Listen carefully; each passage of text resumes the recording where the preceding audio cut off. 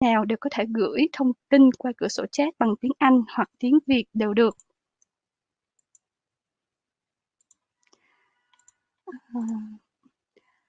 Như vậy thì tôi xin được trân trọng giới thiệu người thuyết trình ngày hôm nay, đó là Mark Richard.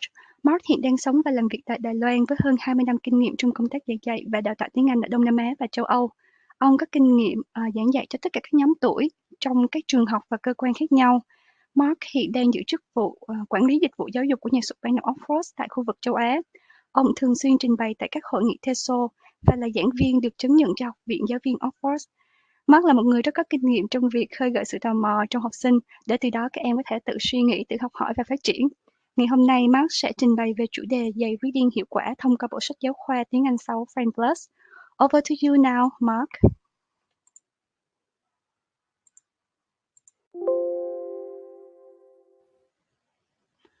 Good morning.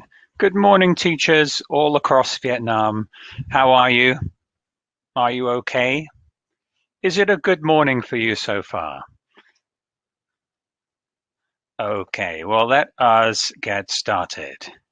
Can I show you a complete lesson plan? I can show you more than 3 complete lesson plans. So let's get started so I can do all of that.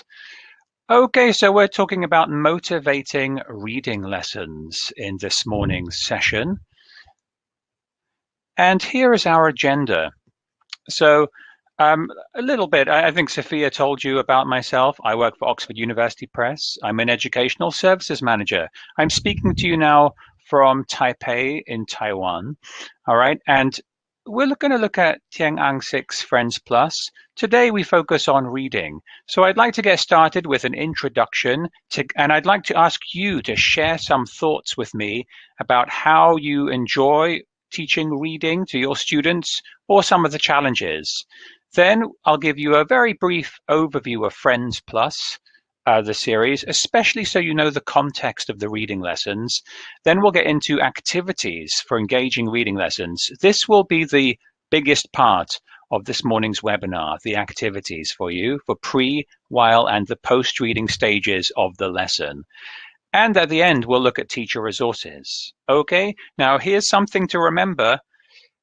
Towards the end of this webinar, I'm going to share with you something my team has developed for teachers in Vietnam to help you to understand everything about the pedagogies, how the unit works, how the series works, everything, the structure of the book, the components. We've got that. I'm going to share that with you at the end, okay? So if you have any questions about, the series, Friends Plus, you can get that answered. Just wait until the end. But first, let's focus on reading.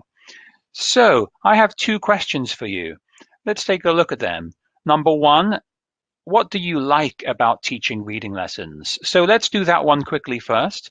I see that you're familiar with the chat box, which is great.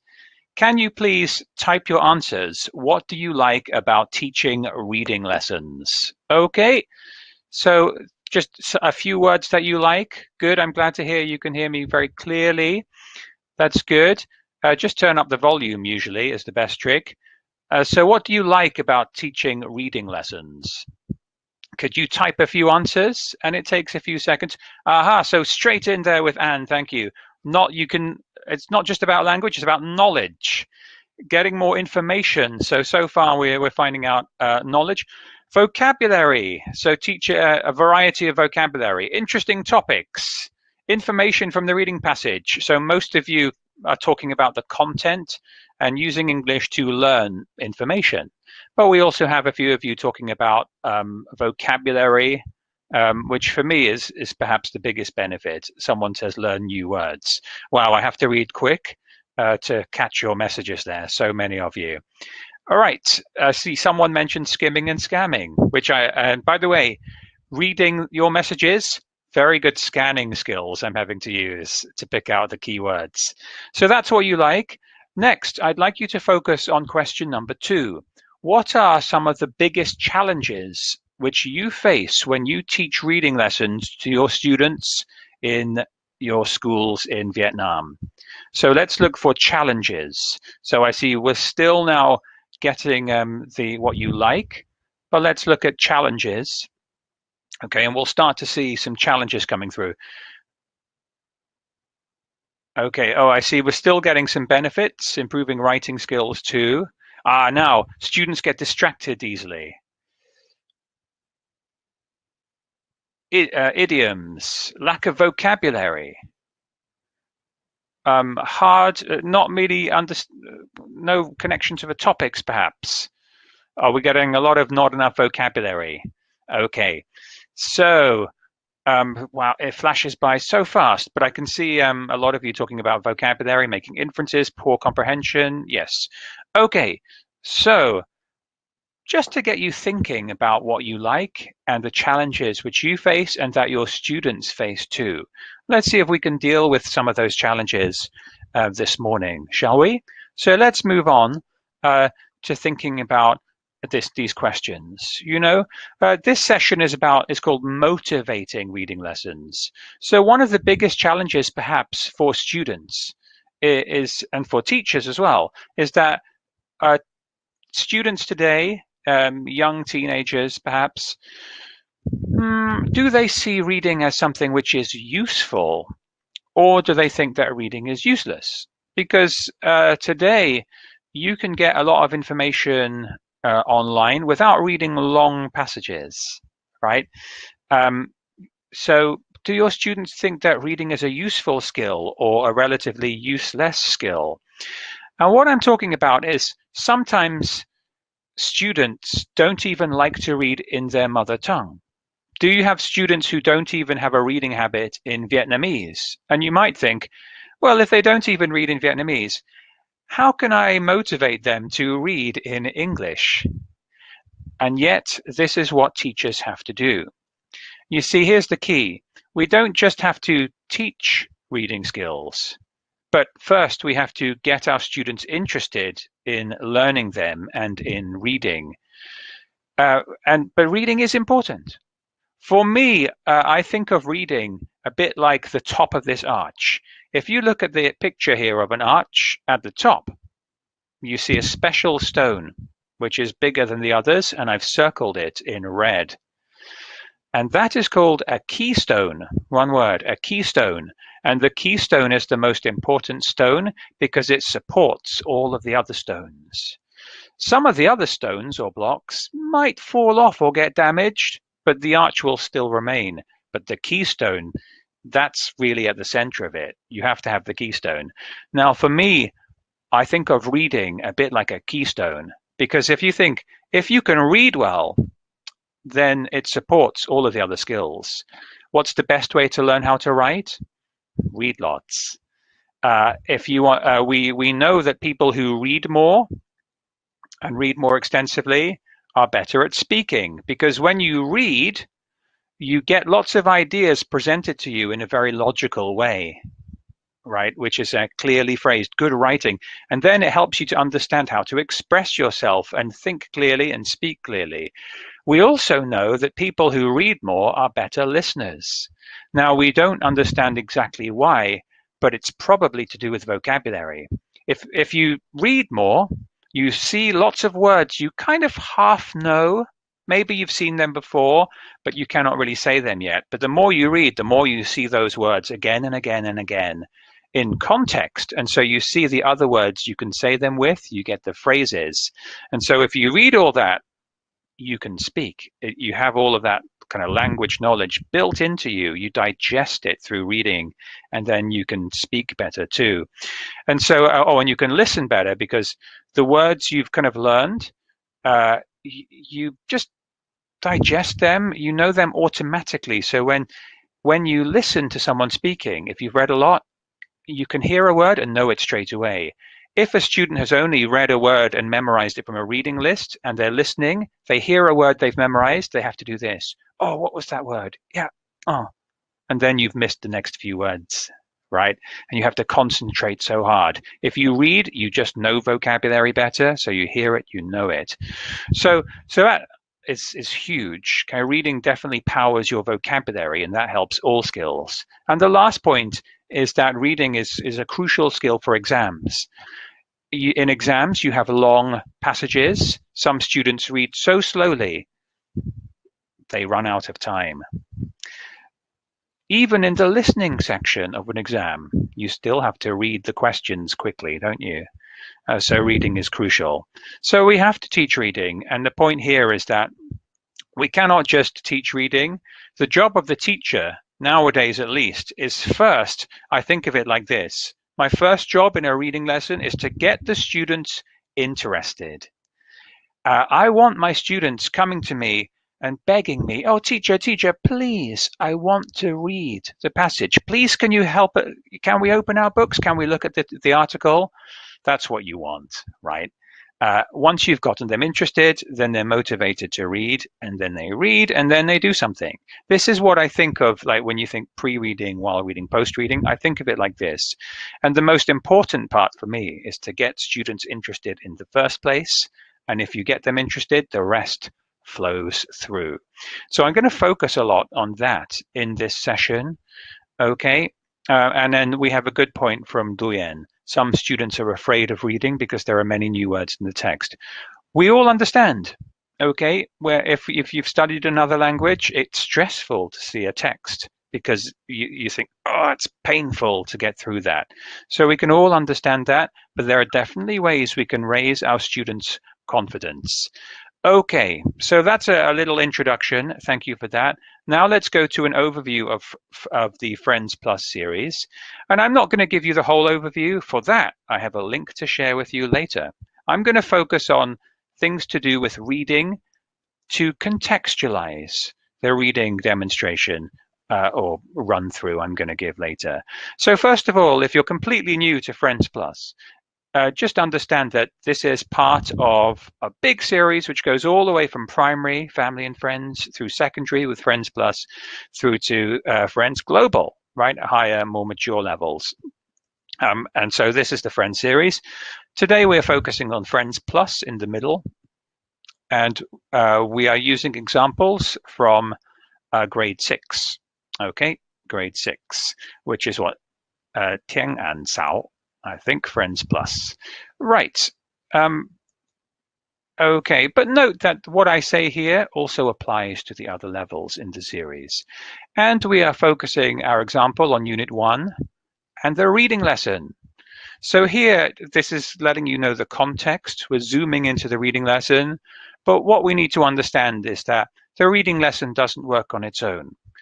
The unit design means that what we have is a link.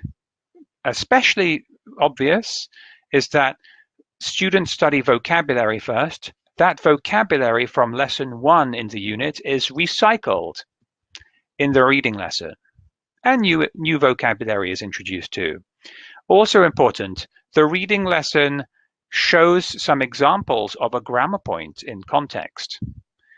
And then those grammar points are studied explicitly in the next lesson, which is the grammar lesson called language focus. Okay, so there's a lot of like work between the lessons here in this unit. And there's more which I'll show you later, but let's focus on that first.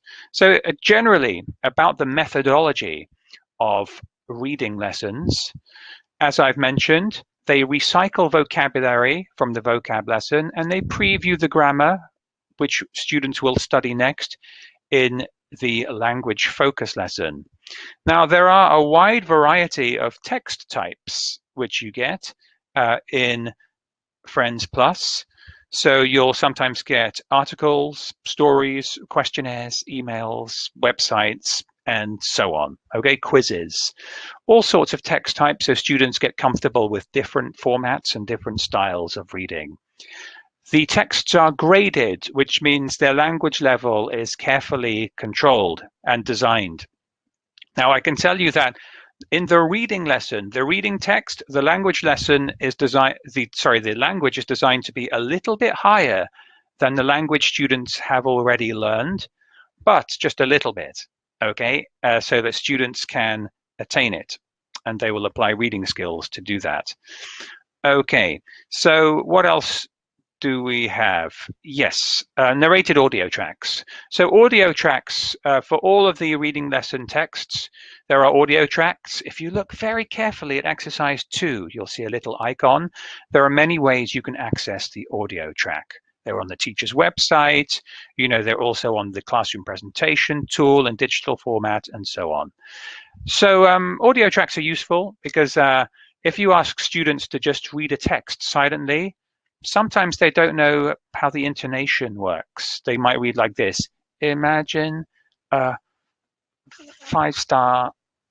But if you play the audio track first and let them listen, they can hear a narrator read it. And then when they read it themselves silently, they can kind of copy the narrator's intonation and learn fluency that way.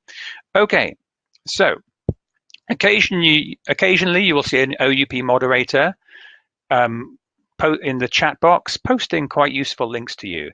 So that's a little bit about how reading relates to the other lessons. Now let's get into how the reading lesson works in itself. All right. So by just spending 5 minutes going through how the lesson works, it'll help you to see how I use my activities when I show ideas for teaching a lesson and motivating students. I would like you to focus on the little circular Vietnam flag. Okay, we have the yellow star, and there we have it on the red little circle. Okay, so that is next to the top of the page where it's I can statements. Let's zoom in and have a look. So an I can statement, I can predict the content of a text from photos. So that's one skill students will be able to do at the end of this lesson, and that provides a clear objective for each lesson. It's not the only objective, but it's something you can say to students at the beginning and the end. Okay, look, now can you predict the content of a text from photos? Yes, okay. So students know what they've achieved. Next, if you look at the Vietnam star there, we have think. So think is really the first activity, and it introduces key vocabulary for the text you see here: on a cruise ship, in a city, by the sea. So you can pre-teach that to students if you want to. But also what the think exercise does is activate students' prior knowledge of the topic. So where do you think is a good place for a holiday? Why? And you can also use the pictures here to see what students know about holidays, cruise ships. Okay, see what they know. Okay, I know for some of you in Ho Chi Minh City, there's a cruise ship stops on the river there, right? Right. Okay, down to the reading text. So as I've mentioned before, it contextualizes vocabulary from the previous lesson, models grammar that students will study in the next lesson. Can anyone guess what the grammar point is? And I'm not going to let you, I'm going to show you later, all right? I'm going to show you later. So later I'll give you more time to read it. I don't want to give you a chance to read it now, but see if you can see what the grammar point is. All right. Oh, and finally, or not finally, but nearly coming towards the end, there are comprehension exercises. So these practice vocabulary, and they develop different reading sub-skills, different strategies. So each text, so you'll get exercise 1. If we look at that, that's actually a pre-reading activity. Look at the photos. So that's practicing previewing what's in a text by looking at the pictures. And we also see the grammar point, by the way. There's a certain grammar point in the questions too. And then, so that question 1 is really about a global understanding of the text and the topic. And then then we get a skills strategy, or exercise 2, number 2 in red. So exercise 1, global understanding of the text. Exercise 2, students are focusing more on detail, more careful reading. And then we have vocabulary plus. You can see where it is with the Vietnam flag. And here we're taking vocabulary, which is highlighted in blue from the reading text, and doing some work with that, some dictionary work, and there's more practice in the workbook. And then finally, and you get this at the end of every lesson of Friends Plus, use it. So use it's always at the end, as it is in the reading lesson, and it gets students to talk about or use some of the language they've learned. In this case, they have learned it through reading. And that shows students that at the end of each lesson, they can do something with the language they've learned. And so the lesson was useful to them. Okay, and you can see the question. It's personalizing. So students are being asked personalized questions about the topic to get them to connect with it. Okay, so that's our overview. Okay, and now we're going to go into the activities. Okay, so this, I'm rubbing my hands here. I'm going to do this. This is the main section of this morning's webinar, where I want to show you or share with you ideas which I hope can engage our students in reading lessons. And it starts with pre-reading. And it starts, I think, with understanding the purpose of these exercises. Because if you understand the purpose of an exercise in the reading lesson, you know what the goal of it is, then you can either follow the teacher's book or you can find your own ways, techniques, and activities to achieve that purpose. So what do you think? If you could please answer in the chat box. What do you think is the purpose of this activity? Think. I've given you a little, I've already kind of given you a couple of answers. So what's the purpose of this? What do we think? What is this trying to do? And remember, this is a pre-reading activity. And as I brainstorming, I'm just going to sip some water. It's getting hotter here.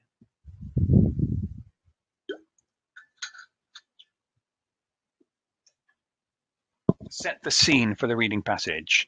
Help students to kind of recall vocabulary. I love that. Dao says, make students curious about what they're learning. Dao, that's my favorite word, curious. That, I think, is, for me as a teacher, the key word in the pre-reading phase.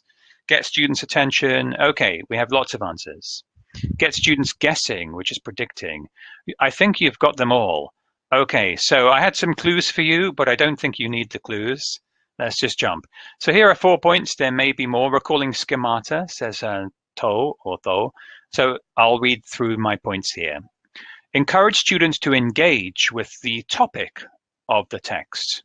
So the key word there, engage, right? Not just read about a ship, but engage with the topic. That's a much deeper connection. And if you engage with the topic, you'll be more interested and motivated to read the text. You'll also remember language better. Next point, evaluate students' knowledge of the text. So how much do students know about cruise ships or not? You want to see how much background knowledge your students have. If they have zero background knowledge, you may like to tell them a little bit to contextualize the topic. Third point, give students reasons to want to read the text. In other words, motivation. That's key for me. And then the other one is pre-teach any key vocabulary. Not all vocabulary, just the key words they really need to know and that you think it's impossible for them to guess from context. And you see the 3 key words or key phrases in the think box. So now we know the purpose. All right. So, you know, we've got the purpose: pre-teaching vocabulary, encouraging prediction, activating interest in a topic. I'm going to share with you several different things we can do to achieve this or these purposes. And I like to use images, right, to encourage interest in a topic, to encourage students to predict. So I have a question for you.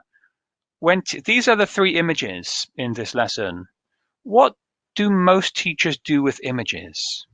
Now here's a clue. I've observed hundreds of lessons and I've taught myself for many, many years. Most of the time, I see a lot of teachers doing this. They say, open your pages. Okay, look at the pictures. What? Can you guess what a lot of teachers say? Do you know the question I've heard the most when I've observed teachers? The very first question is this. What do you see? And now a student puts their hand up and says, now, do students naturally say, oh, I see a picture of a cruise liner. It has many levels, and I imagine many passengers live there. No. Teachers ask questions. What do you see? One student puts their hand up, says, ship. Teacher says, oh, I see I see a ship. Okay. And then the students are all like this. The teacher says, oh, is it a big ship, a little ship? One student puts their hand up, answers. So what I did as a teacher is I stopped myself. I banned myself from ever asking, what do you see? Because I don't think it's very interesting. And here's why. When you ask a class of students, what do you see? Typically, one student puts their hand up and answers. What are the other students doing? Maybe nothing, right? So here are some alternatives to what do you see, which I think get students thinking more, not just answering one question at a time, but thinking much, much more, and all students are participating. So the first thing we can do as a pre-reading activity is to brainstorm nouns, verbs, and prepositions. So if we take a look at this picture, can you now type some nouns, verbs, and prepositions which you see in the image? So the first one, I'll get started. I'm going to put a noun in there, some ship. I'm going to do nouns first. Ocean. Okay, I'm going to form that in. What else can you see? Okay, so I'm not going to ask you a question. I just want you to spend 1 minute and type as many words as possible that you see in the image. Don't ask questions, just type in words. Okay, this is excellent. So ship, sea, ship, sky, water, superb. And I'm seeing what vocabulary you know. And we're pulling lots of words from the picture. See, if I ask you, what do you see? Ship. It's one word at a time. It's so slow. But here you're looking at lots of details too. Sail, ship, so a cruise ship, ocean, ship. What about some verbs? Sometimes I do adjectives too, but not today. Wow, look at all of these words coming through. Water, travel is a good verb. Sail is a good verb. Well done. In, on. Yeah. Wow. Now you see, isn't this great? Because you're typing if it's in a classroom or even in an online classroom, you know, sometimes I would put students in groups of 3 or 4 and they all write the words in columns. If it's a very weak class, I say this group you do nouns, this group you do verbs, this group you do prepositions. You can adjust it. But now what we've got, isn't that so much better? In 1 minute, students can give me maybe 20 or 30 words and I can see what they know. That's far, far better than one student answering ship, right? And so you're actually activating your schemas of vocabulary from this photo. Okay, so now what you can do next is then see which group has the most words, teach any words they might need which they didn't get, and students can now make sentences to describe the image. So using their words from the table, they could make a sentence such as, okay, so they have ship, ocean, on, sail. Oh, the ship is sailing on the ocean. Very good. What other sentences can you make about this ship? The ship is traveling on the sea, something like that, right? Just using your nouns, verbs, and prepositions. And and again, students are creating language. It's better than one by one answering, what do you see? And the final thing that students can do, I can see a ship on the sea. Very good. The ship is very big. There are many floors. There is a big ship on the sea. And the final thing students can do, which can be more difficult for some classes, but is challenging and worth it, is, okay, this is a very important point for me. I don't like, in lower secondary classes, I find, students can sometimes just be tired, very, very tired, right? They have a lot of pressure. And so what happens is you can get a dynamic in the classroom or online, if it's an online lesson, where the teacher's the one who's doing all the thinking and all of the hard work, and the students are just, the teacher asks the questions, the students answer. I think it's important to switch that dynamic. And so that the students are the ones asking the questions. So something I like to do is put students into groups of 3 or 4 and say, you have 2 minutes. Here's a blank piece of paper. I want you to look at this photo and make as many questions about it as you can. Go. So can you make some questions about the photo and type them? And as you do that, I'll explain why. The first time I did this, my students were shocked because they're thinking, huh? Because they're so used to the teacher asks the questions and the students answer. So the first time was very difficult for them. The second time it got easier. After 3 or 4 times doing this, maybe just once a week, students become different. The classroom changes. Instead of waiting for the teacher to ask the questions and being passive, students are looking at a picture and doing this. What is this? Where is it? Who's that? What's happening? And then those are just general questions, and then detailed questions. What's the name of the ship? How many people are there inside the ship? Where will the ship travel? Okay, and students get better asking questions. They're thinking more actively. And you know what happens? Students, when they ask questions, they become curious and they think, oh, how many people are there on the ship? Teacher, how many people are there on the ship? I say to them, I don't know. If you want to know the answer, what must you do? Read. And now my students are motivated to read because we got them curious. Now, just to be very clear, I'm not saying you need to do all of these things in your pre-reading. Actually, maybe only one or two. But I'm trying to give you a menu of different activities you can use so that each lesson you can maybe choose this one, next lesson choose that one, and so on. Okay, just to be clear about that. So those are some alternatives for using images, and all of them, I think, get students thinking far more actively than the teacher saying, what do you see? Which I don't do anymore, ever. Okay, so if we look at exercise 1, this is also a pre-reading. We're looking at the photos, but we're asking questions. So again, is there a school and a library on the ship? Students are predicting from using photos. Okay, look at the picture, predict the answer. Now, there are other ways that we can do that. Again, the purpose of this exercise is 1, practice this skill. Predict the content of a text from photos. But the other purpose, of course, is to get students curious, to get students predicting. So now we're going to do a true or false, okay? A true or false, because this is another way we can get students curious. I'm going to read 1, 2, 3, and 4. And what I'd like you to type in the chat box is first type the number 1 and then type T or F. So let's do it all together. Number 1, the ship has more than 12,000 chefs. If you think that's true, type number 1, true, as Toy has done there. If you think it's false, you type 1, F. The ship has more than 12,000 chefs. True or false? So many of you saying true, ooh, some false. Ooh, 50-50, true or false? Okay, now I'm going to move on to number 2. Bear in mind there's a delay.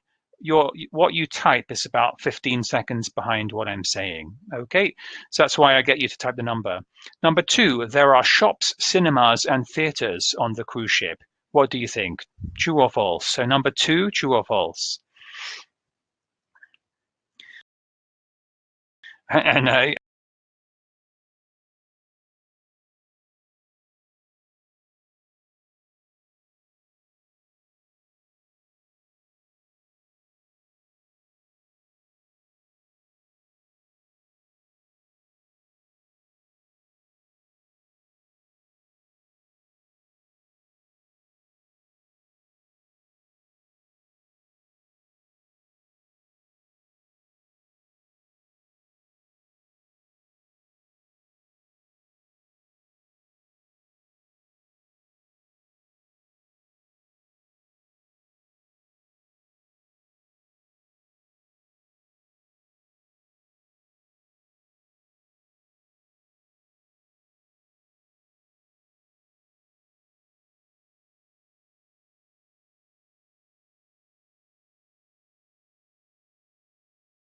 very quick.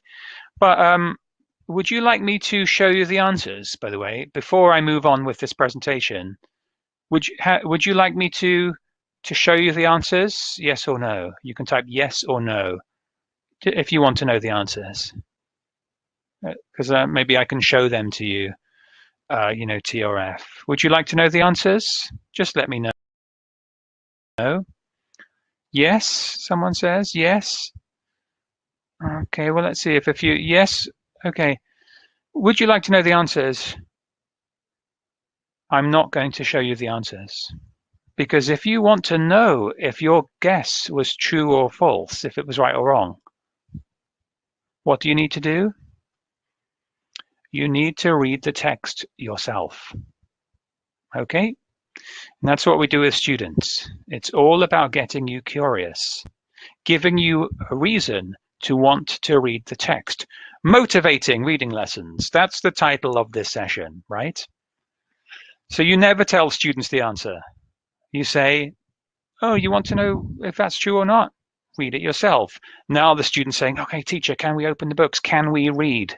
Right? This is the point.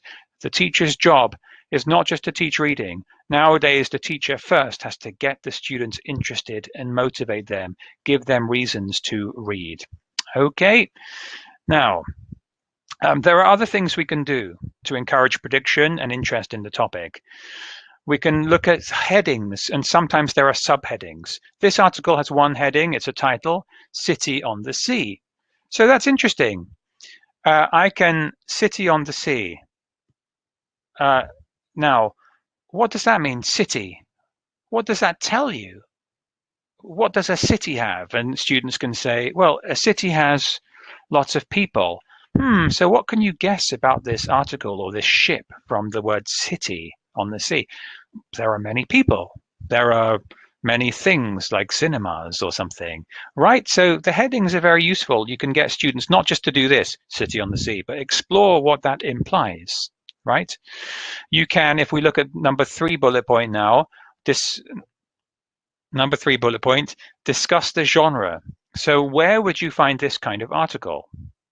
For example, can you find it in a like online, maybe in a newspaper? Is it in a storybook, in a magazine? What kind? If it's a website, what kind? So that's useful, right? And then the 4th bullet point, what information do students expect? So if you look at the pictures, if you look at the title, City on the Sea, what information do you expect to see here? Would you expect the name of the ship? Would you expect some statistics? If so, what? And so on. So it gets students predicting. Okay, so that's things you can do. You can also do some other pre-reading activities with words. So something that you can do is pre-teach vocabulary, but also use the vocabulary. So just to be clear, before this slide, I shared with you ways to use to encourage prediction. First, we did using images. Okay, now we're doing, if I go back, using images. Then we did ways to encourage students to predict. Okay, and get them curious. And then the final kind of pre-reading activity I share with you now is vocabulary based. Okay, so for example, word rows would be on my whiteboard, whether it's online, digital whiteboard, or in the classroom.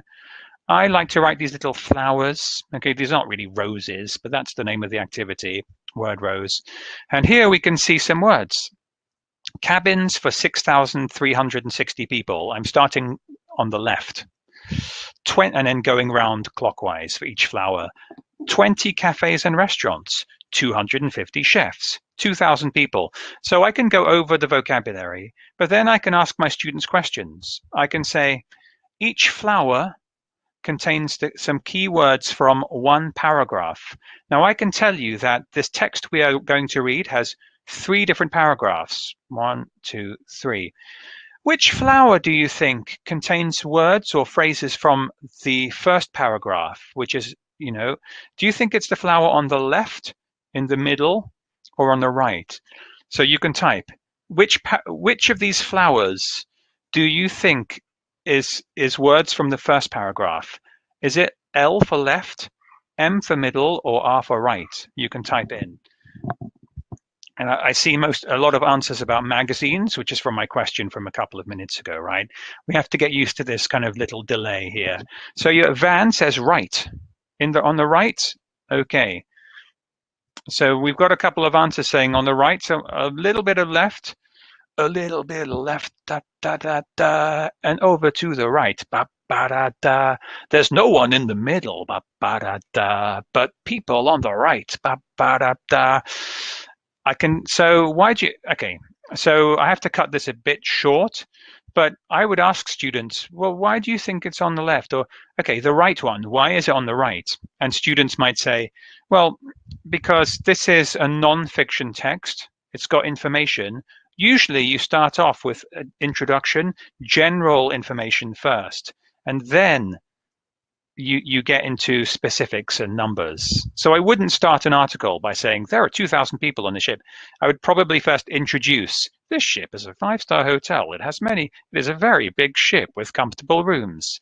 And then in the middle, I'd have more detailed information. So we can talk about things like that, right? But what I would say to students again is, guess what's paragraph 1, guess which flower is paragraph 2, guess which flower is paragraph 3, and then do you want to know the answer? I'm not telling you. If you want to know what's right, what do you have to do?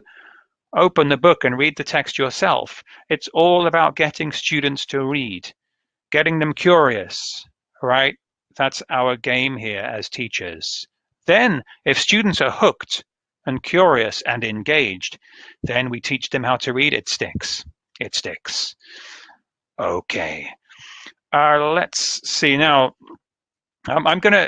Sophia, could you play the, okay, I'm just looking at the time and just checking. Let's see. Do you know what? Let's play this a little. Okay, so what I do here, just hold on a second, is I say to students, if this is for weak classes who need to listen to the text first before they read, right? That can help. I say to my students, choose one phrase from any flower, just one phrase.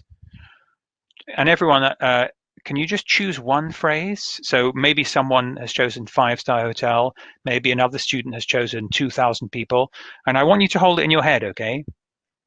So everyone, have you chosen one phrase? Don't tell me, it's your secret, and don't tell anyone else. Now what happens is all the students stand up. Now, we're not going to do this in this webinar, but online, often you have hands up and hands down, kind of, if it's an online class, you can use that. Like everyone put your hands up icon on. And everyone, in a normal classroom, everyone stands up and you simply listen. And when you hear your phrase, you sit down, okay? So I'm only going to play you the first paragraph, just so you see how this works. So Sophia, please play this audio file. Unit 1. Reading. Exercise 2. So pretend I'm standing up. City on the sea. Imagine a 5-star hotel with fantastic food and comfortable rooms. Imagine a square, shops, cinemas and theatres. Imagine all of these things on one very big ship, Oasis of the Seas. More than 2,000 people work on Oasis of the Seas, and there are cabins for 6,360 passengers. That's a lot of people, and they eat a lot of food in the ship's 20 cafes and restaurants. There are 250 chefs. It's the first ship with a park. It's called Central Park, okay, we'll leave this and it's got 50 real trees and 12,000 plants. If you like sport, there are also 5 swimming pools, and there's an exciting sports area with a climbing wall. If you prefer reading, there's a library. But relax, there isn't a school on the ship. Okay, so that gives you a chance to hear the narration. And what's nice about that is if you have a weak class and a little bit of listening first can help them to read more fluently. Thank you. And someone's microphone is on. Yes, now it's off. Great. And all the students pay attention. That's the key thing, because they all want to sit down. No one wants to be standing up. And so they all, here's one thing you do if it's in a real classroom and not online, right? Is first the students choose a phrase or a word. I like to use phrases, right? But first they must whisper what the word I chose. I chose imagine a square, right? Imagine a square, imagine a square. They just whisper it to the person on their left and right. And the only rule I have is you're not allowed to have the same word as the person next to you.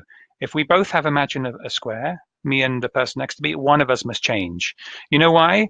Because if I know that this person has imagine a square and I have the same, I can not listen, but just watch them. And as soon as I see them sit down, I sit down too, right? I can cheat. So you have to make sure students just have something different from the person next to them. Then they really focus and listen carefully. And that's nice as a pre-reading for weaker students. Okay, that's sit down words. And you can also do that online with stand up, sit down items, which you have, functions you have in online classes. Okay, so that's we're now into while reading activities, and I have to pick up my pace here because I've spent a little bit longer than I like. You know why? Because I'm so enthusiastic about these pre-reading activities. And I will stress, if later on I have to kind of skip through some post-reading activities, I hope you understand, because I do believe that the pre-reading is the most important stage. Because if in the pre-reading your students are not interested in the text and don't want to read, then nothing works. If the pre-reading works well and your students are curious, then the latter stages work. So I do focus on pre-reading a lot. Okay, next, while reading activities. Let's look at exercise 2. So we have a skills strategy, how to answer specific questions in a text, or about a text rather. Okay, and you have instructions. First, identify the keywords in the question. Next, scan the text for the keywords. Finally, you can find the correct answer in the sentence that has got the keywords. Okay, so students would read that and then apply it to exercise 2. Now, what's the purpose of this? The purpose of this is to practice scanning, right? Which is a key skill for exams, also useful in real life as well. Sometimes we just need to find a bit of information, right? We don't have to read everything all the time. So if I'm the teacher, this is how I would do this. I would say to my students, okay, exercise 2, question 1, what's the name of the ship? So I would say to my students, I'd give them time to take a highlighter pen or a red pen or something and underline or highlight the key words. So what are the key words? So what's the name of the ship? What do you think is the number one key word in that? Tran. There's no way I'd expect you to do all of these things in 45 minutes. Like I'd said, I'm giving you lots and lots of ideas. For each stage, you can just do one of them. Okay? So usually in pre-reading, I would do just maybe even 5 or 10 minutes, right? Okay, but because I'm showing you so many different activities, obviously it's taking longer in this session than a real class. So name and ship. And if I had to choose one, it would be name, right? Name is the number one keyword, ship is the next one. But this is what you do is, if you're teaching scanning skills, you don't just do this. What's the key word? Oh, name and then ship. Okay, go and scan, look for it. Well, no, you can do more as a teacher. So a name. What will your eyes look for? When you look for a name, okay, the first letter of a name is a what? Like if you see my name, Mark, the first letter is a, what kind of letter? It's a capital letter. Yeah. And so you tell, okay, look for capital letters. Sometimes what are names in? Names are in italics, sometimes in quotation marks, not always. And so that's what you do. So students then think, oh, and then you can ask this. Well, the name of the ship, do you think that's going to be nearer the start of a text about the ship? Or do you think at the end? I mean, we're not sure, but we can predict, right? Where would the name of a ship most likely be? Near the beginning or near the end or in the middle? And, you know, your answers are taking a while to come through. Near the top, right? Because it's an important detail. And so this is what you do. It's not just look at number one, everyone. What's the key word? Oh, name, go, read. You help your students with their thinking, right? Scanning is not just about looking, it's about knowing what you're looking for. Capital letters, maybe italics or quotation marks, probably near the beginning. At least I'll look there first. These are the skills you teach, right? And the same, number two, what are the key words? And I'll have to do this more quickly. People. Okay, people work. So how many is the question? So what are you looking for? A number. What do numbers look like? It's that kind of thing. Okay, so that's how we teach scanning, and then students go and find it. All right, let's see, how are we doing with the time? Yes, so that's a little bit about scanning.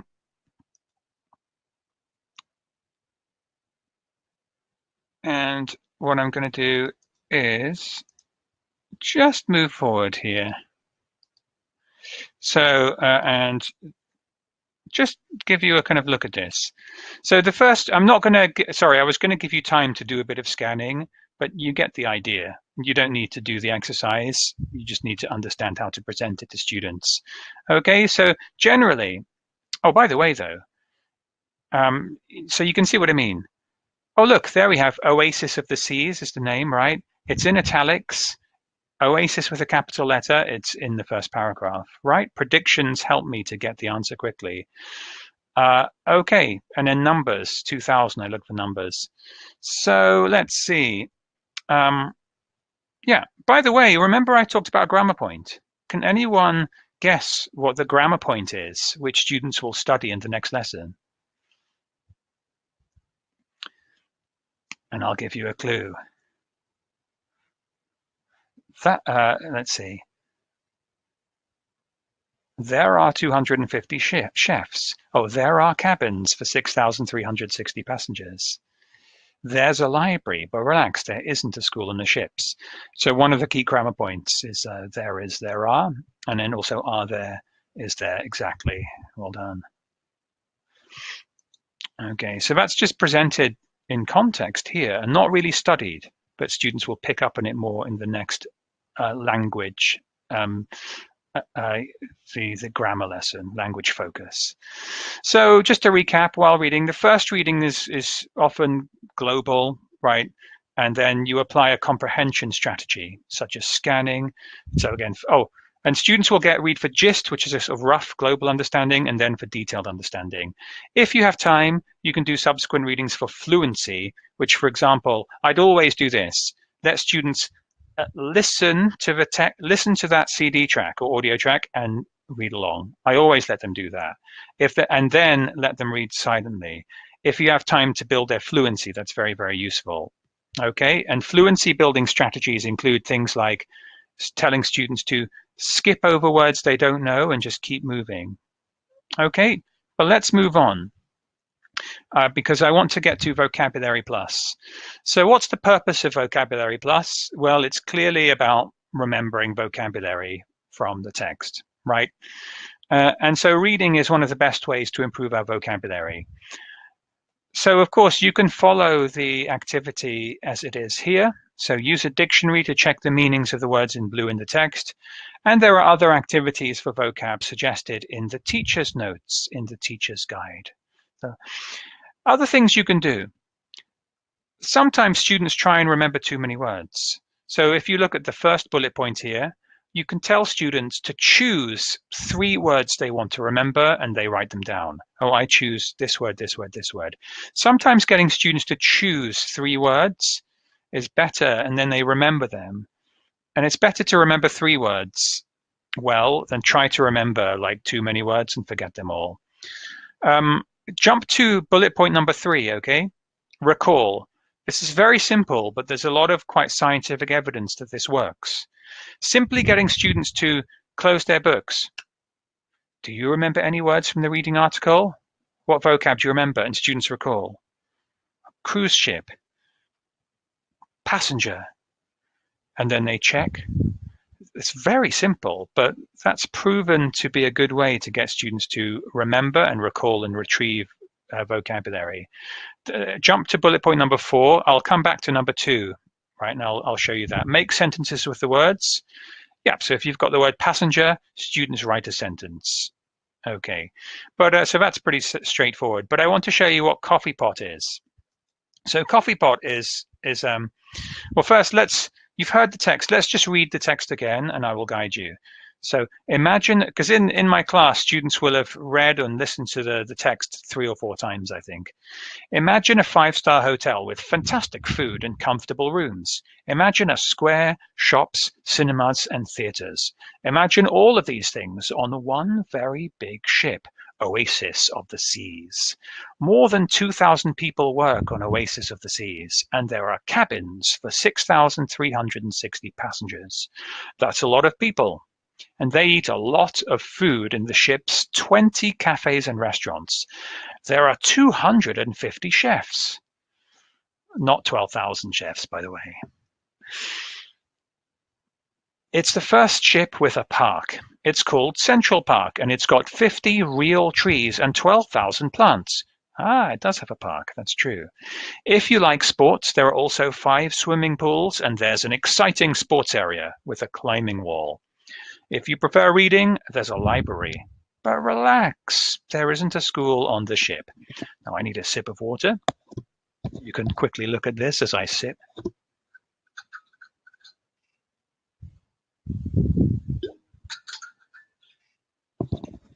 Yeah, I don't want to lose my voice yet. I can lose my voice in 30 minutes and that's fine, but not now.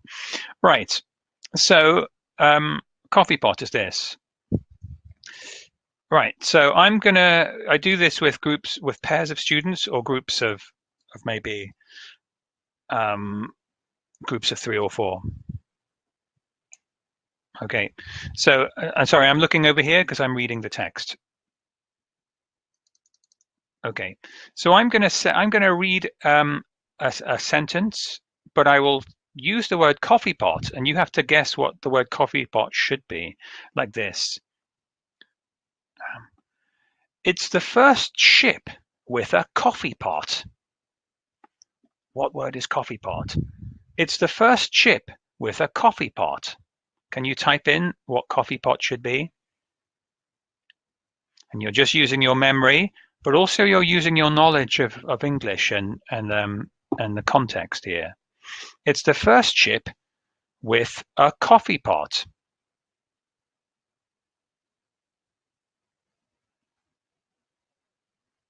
Lamb, well done. Number 1, lamb. Park.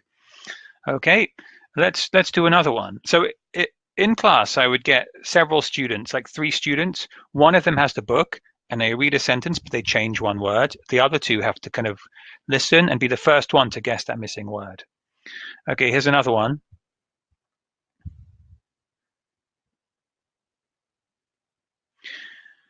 More than 2,000 people work on Oasis of the Seas, and there are coffee pots for 6,360 passengers.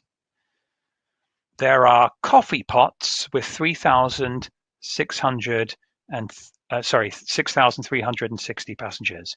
There are coffee pots for 6,360 passengers.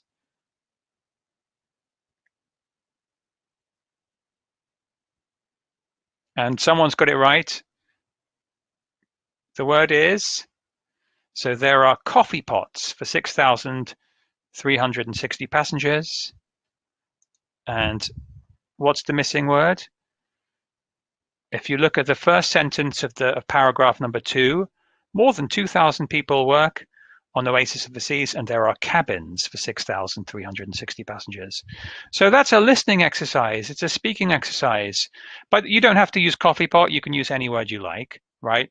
But it actually practices a reading skill. Now, sometimes when we read, we practice the skill of like, oh, I don't know that word. Can I guess what that word means from its context in the sentence? Well, that's exactly the skill we're practicing with Coffee Pot. We're remembering vocabulary, recalling it from the text. Oh, there are coffee pots for 6,000 something passengers. Oh, what are the names? Where do passengers stay? Oh, yeah, cabins. So you have to work out the meaning from the context, right? Which is a reading skill. Okay, so that's an easy activity to recall vocabulary. And finally, use it. And in use it, we can have discussions. Okay, so let's go back a little bit. So in use it, work in pairs. Is the Oasis of the Seas a good place for a holiday? Why or why not? So here you're getting students to talk. Now, some students might answer this very well. Some students might be like this.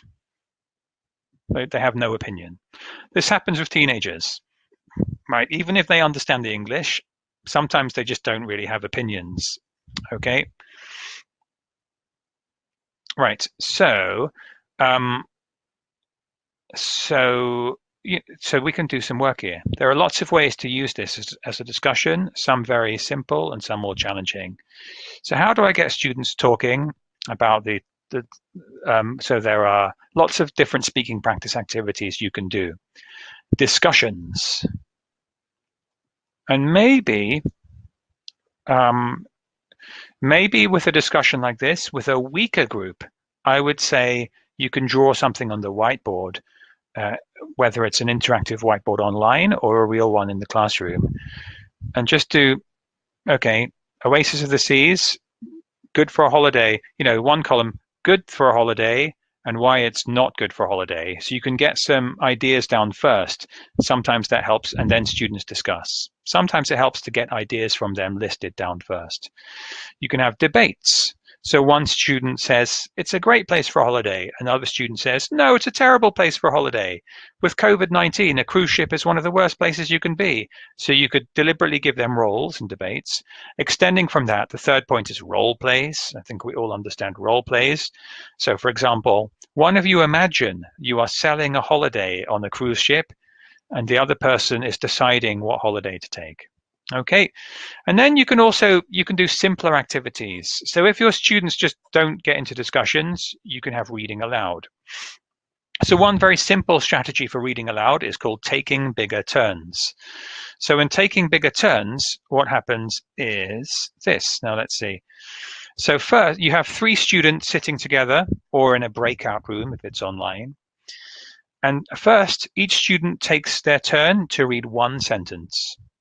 So student 1 says, let's see, student 1, imagine a 5-star hotel with fantastic food and comfortable rooms.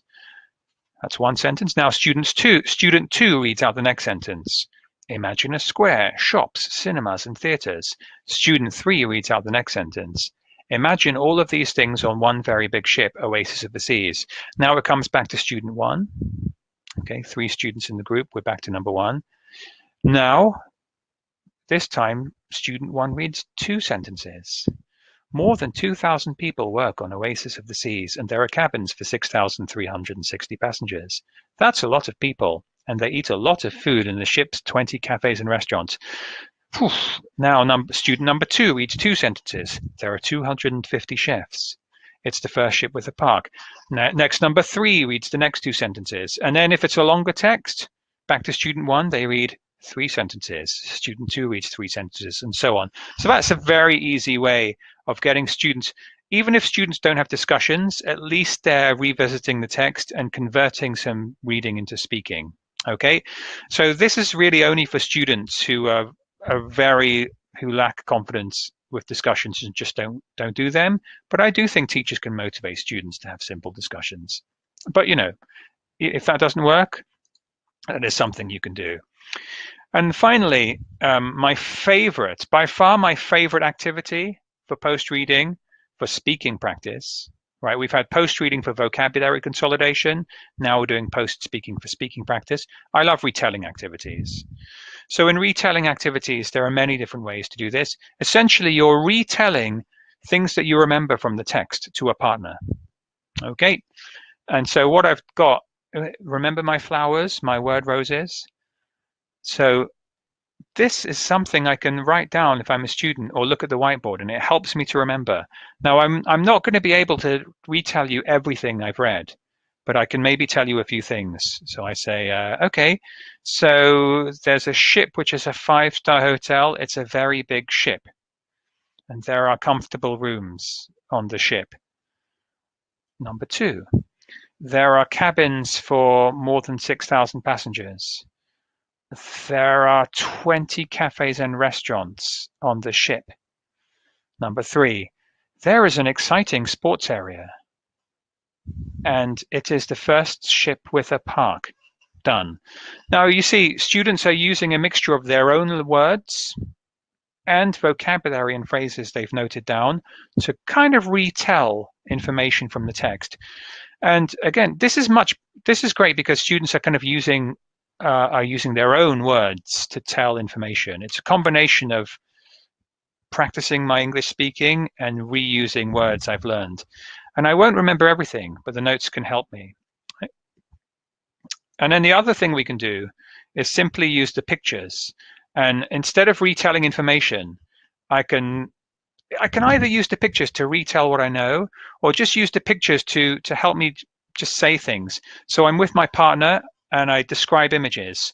So, oh, what do I remember about the ship, the central image? Oh, its name is Oasis of the Seas. There are, I think, more than 6,000 passengers. I forget the number.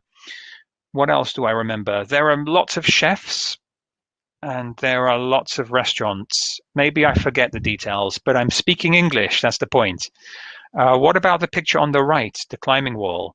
Oh, there's a sports area on the ship and there's lots to do, including a climbing wall. What about Central Park? And I just say anything I can to describe the picture. Oh, this is a park in the middle of a ship. There are lots of, like 50 trees or more, I think, I forget, and lots of plants. Okay, so these are all things that we can do to get students speaking. Right. So that's, very quickly through that. So that's the main section of this session over, but the best gift for you is yet to come. So stay tuned. I just want to kind of just recap. Again, by far the most important thing for me is in the pre-reading, we get students interested. All right, they become curious, then they want to read. Then they read, and then after they've read, they do something. It could be a discussion, it could be a vocabulary activity, it could be writing a bit, it could be anything, right? But that for me is how I conceive of, how I imagine pre, while, and post reading. Okay, that flow. Now, there is follow-up activity. So there is, okay, so I see some questions, which I will get to, but there is, in the workbook, there is more reading. And also, I want to show you that the reading is not in the reading lesson alone, okay, but it's also it links to other parts. So the reading lesson sets up the other skills lessons, and I will just take a look at the presenters chats. If you could, if there's any information for me, just let me know in the presenter tab on screen, okay? That's for Tracy and Sophia. So speaking, writing, and CLIL, very quickly, there's more reading. In the speaking lesson, you get a model text, that's reading, and that provides input for speaking activities. The texts in the speaking also introduce key phrases, which I've highlighted at the bottom, in a very communicative and functional way. So what I'm saying here is reading is not just in the reading lessons, but there's reading in other skills lessons too. And it's the same in the writing lesson, where a model text provides input for all the activities on the page. And I've highlighted the key phrases because you'll see these key phrases in the reading. So you read, the students see key phrases, and then they use these key phrases to write. Okay, so reading plays an important role. We also have more practice in the form of a CLIL or culture lesson there's one of those, there's either a CLIL or a culture lesson at the end of every unit. These texts are generally more challenging than the reading lesson text, okay? But they're still carefully graded. So CLIL introduces topics that students study, such as geography, social sciences, and so on. And then culture, students get a chance to often compare Vietnam's culture with cultures from elsewhere in the world. And sometimes it's learning about things like homeschooling, right? Students who study at home in the UK. Now, for the culture lessons in the teacher's guide, there are background notes to help you, the teacher, understand the cultural context and help your students. And there's also some vocabulary for you to teach too for support. So there's much more reading in Friends Plus, but today I've focused on the reading lesson.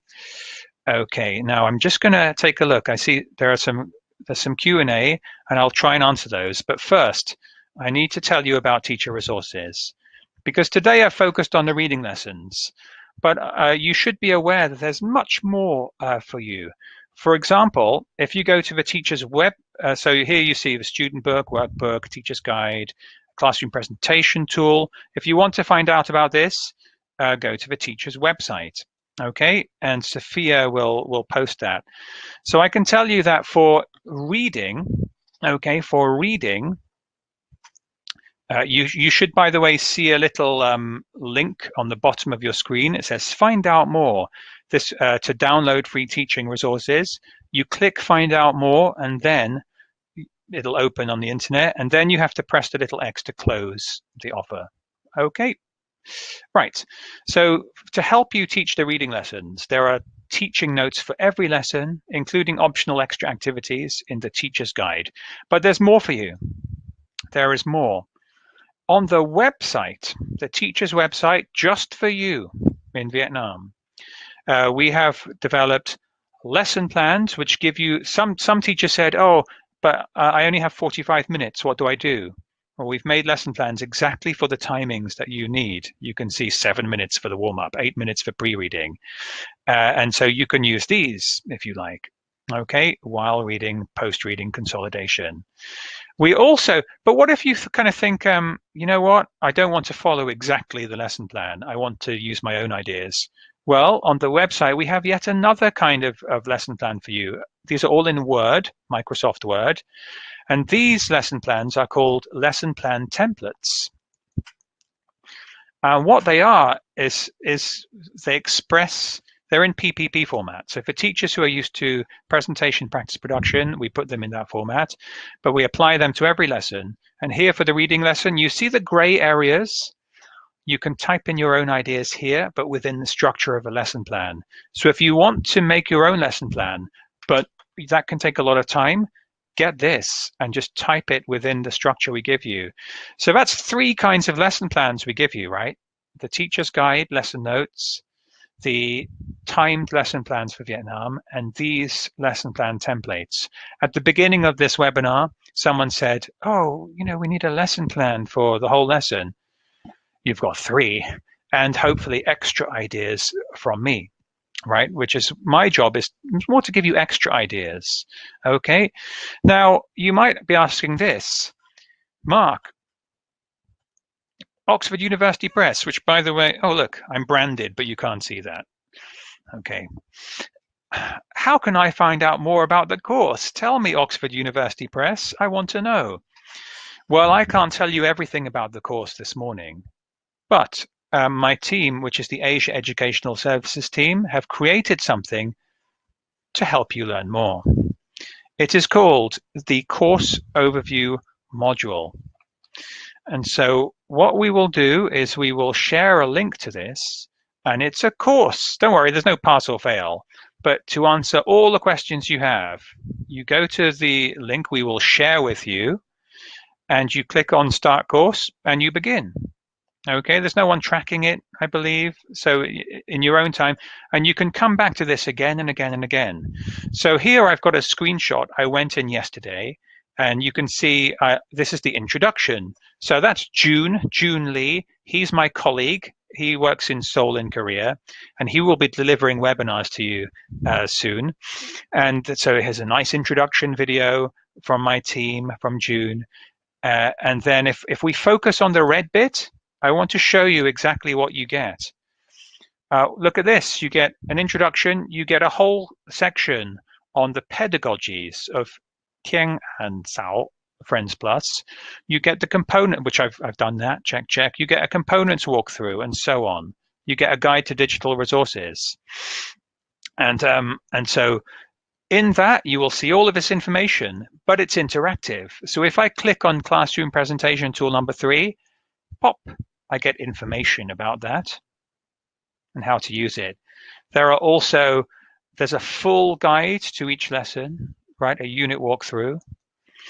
There are videos to help you. So getting started with your classroom presentation tool. We let you know what additional resources there are for you on the website, where to find the tests, downloadable worksheets, and so on. So all there for you. Now, don't click on this link because it probably won't work. But Sophia, now, please can you share? There you go. So you will have a little pop-up, a little box, says Course Overview Module. Click on Find Out More. It will take you there. When you're there, if you want to minimize the box, just press the little X. Okay, there we go. All right. So I'll leave that. We'll just let you kind of have a look, give you a minute or so, well, maybe another 10 seconds. Meanwhile, I will start to look at some of your questions. I'll go to the top. Okay, so some of these questions, like do we check attendance? I think like Sophia in Vietnam can answer that, right? Because I'm not really looking at your names or attendance. My job is teacher training. I'm an expert in pedagogy. So maybe Sophia can do that. Do we check attendance? I don't think so. Okay. Oh, sorry, some of you have answered. Let's see. So can all, so published. Okay, can all students have different phrases? If you change, well, okay, so I answered that. I think that's a question. Some of these questions now are perhaps out of context. But can all students have different phrases? No, but there are enough phrases. There were 12 phrases on the whiteboard. This is for the sit-down activity. As long as you're not choosing a phrase exactly the same as the student next to you, it's fine. It works. I've done it many times. It works. That way, you don't know what other people's phrases are, you see. You just know that yours is different from the people next door to you. So that's not an issue. Okay, so thank you for that question. Vu, for the...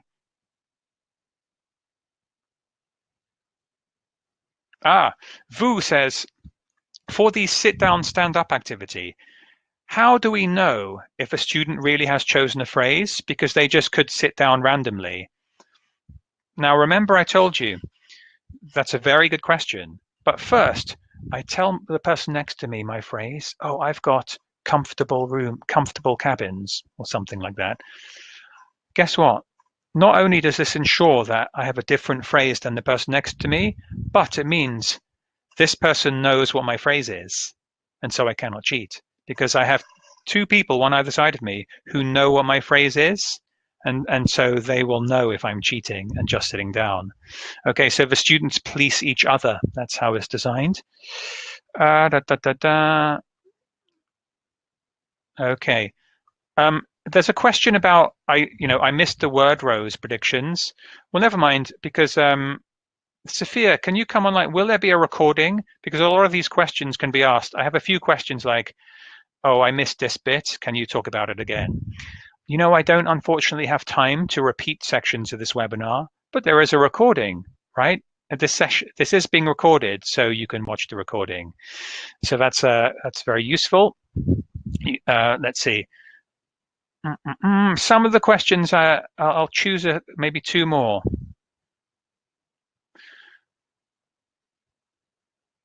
All right, someone's asked how much time for each reading activity.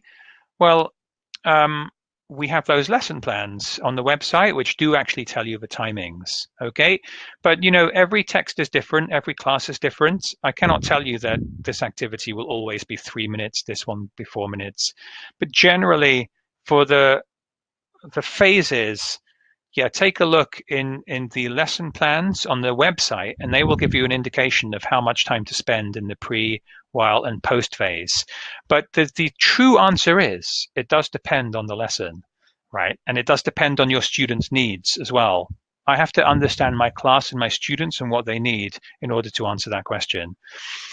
And so generally, thanks for your helpful presentation. You're very, very welcome. Can you tell us more about how to motivate students to read? Well, for me, I would just repeat a keyword I said, which is motivation. And then, curiosity. I get my students curious in a reading lesson.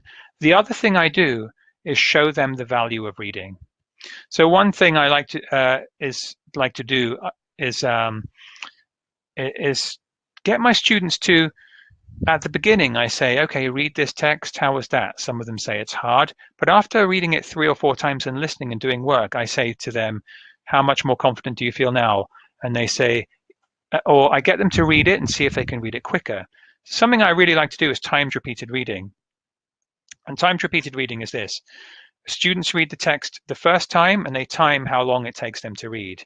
They read it again, they time it, they read it again, they time it, and they see that each time they read, they get faster and faster, and they get more comfortable and fluent, and they understand the text more. And I say, well, that's something you can practice on your own.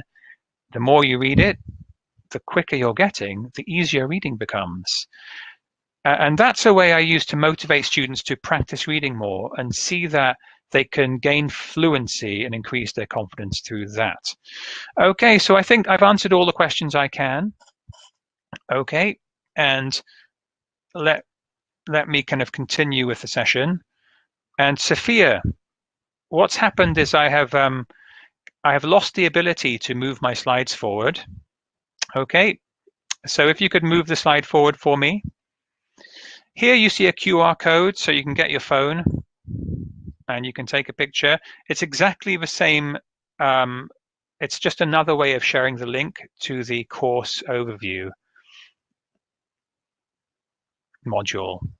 Okay, so you can take a look at that. And Sophia, if we can move to the next slide. Thank you. And that's it.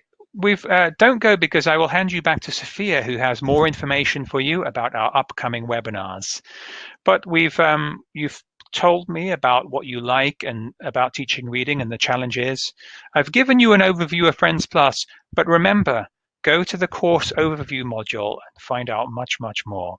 And the main thing is we've had activities in many different ways, lots of activities, and just choose 1 or 2. For the pre-reading, 1 or 2 for while reading, 1 or 2 for post-reading, along with the ideas in the teacher's guide and our 2 kinds of lesson plans on your website, the teacher's website. And you've got lots of ideas there, I hope, for engaging, not just any old reading lessons, but engaging your students into reading lessons.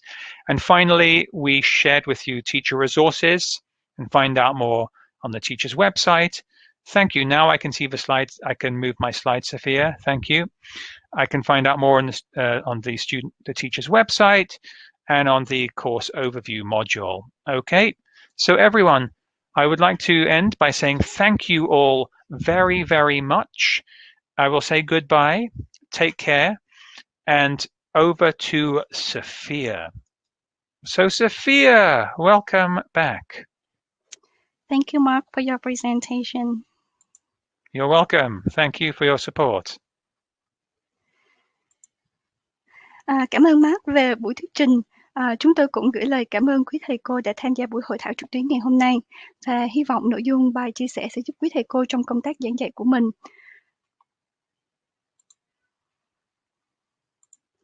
Trong quá trình thực hiện hội thảo cũng chắc chắn sẽ không tránh khỏi những thiếu sót. Chúng tôi rất mong nhận được sự thông cảm từ quý thầy cô. Trong vài ngày tới, chúng tôi sẽ gửi email đến quý thầy cô các tài liệu của buổi hội thảo ngày hôm nay, bao gồm file recording, file PDF, để quý thầy cô có thể tiện xem lại khi cần. Quý thầy cô vui lòng kiểm tra các hộp thư của mình nhé.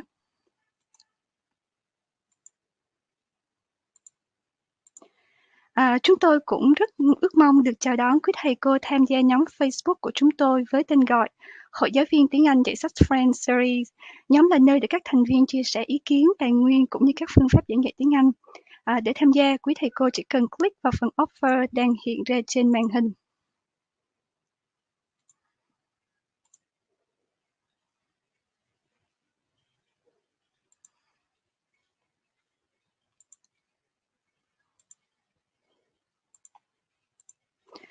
Thứ Bảy tuần tới, tiếp nối chuỗi hội thảo trực tuyến tiếng Anh 6 Friend Plus sẽ là chủ đề chia sẻ một số phương pháp dạy listening hiệu quả, sẽ được chia sẻ bởi Oliver Bailey.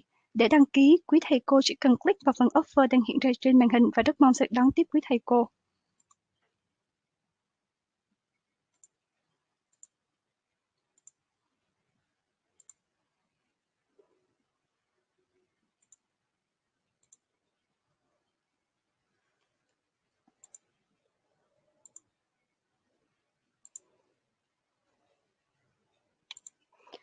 Và sau cùng, phản hồi của quý thầy cô rất quan trọng để chúng tôi có thể hoàn thiện và đem lại những trải nghiệm tốt nhất đến với quý thầy cô trong các buổi hội thảo trực tuyến sắp tới. Do đó, rất mong quý thầy cô có thể dành thêm ít phút để hoàn thành link khảo sát về buổi hội thảo trực tuyến ngày hôm nay. Tôi sẽ gửi link khảo sát đến quý thầy cô ngay bây giờ.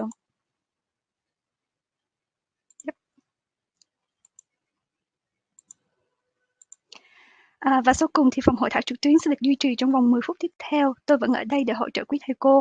Sau 10 phút, phòng hội thảo sẽ được đóng. Quý thầy cô có thể rời phòng hội thảo ngay lúc này bằng cách đóng trình duyệt. Tôi xin được phép tắt camera và được tiếp tục hỗ trợ tại cửa sổ chat.